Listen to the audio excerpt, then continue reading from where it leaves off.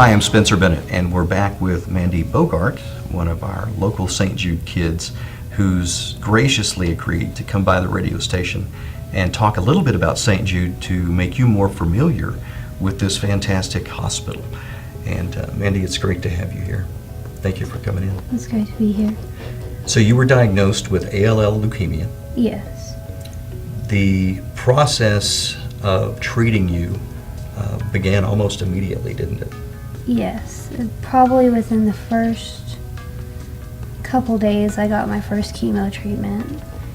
And I had gotten a lot of blood and platelet bags just to help my counts try coming back up a little bit. Yeah, because you had just finished your exams. You'd gotten through all your exams. You felt horrible, like you had the flu, a really bad case of the flu.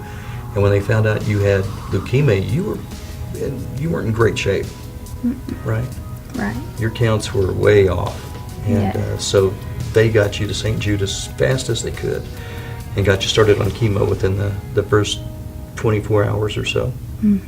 So what has that treatment been like? What's the protocol that they put you through? It's usually different for every kid. I'm low risk, which is surprising for someone my age. So it's a lot less chemo than for leukemia patients who are high risk. But I think my treatment plan is one of the longest. It's about 2.5 to 3 years. And solid tumor can be probably 4 months and then they're done. It just ranges. And about every week I will get chemo.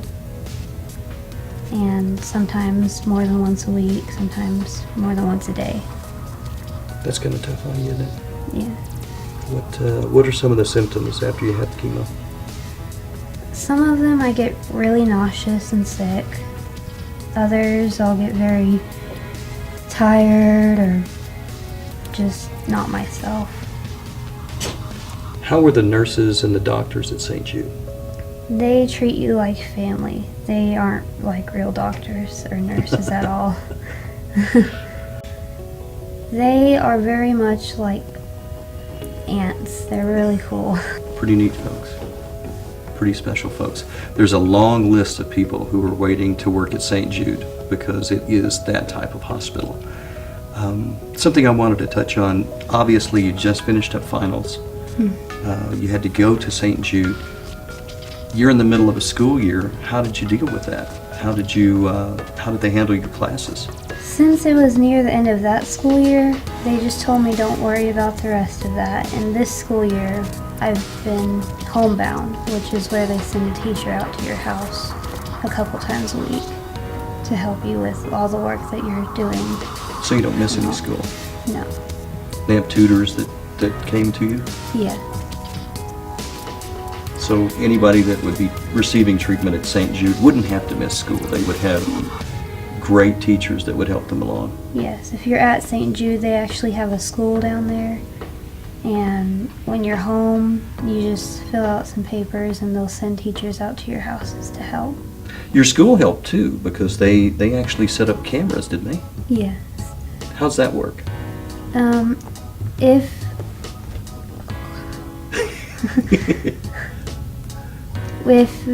If I wanted to look in at a lesson that the teacher is explaining, we'll just Skype in and I can hear and see what everyone else is seeing and I can interact with them.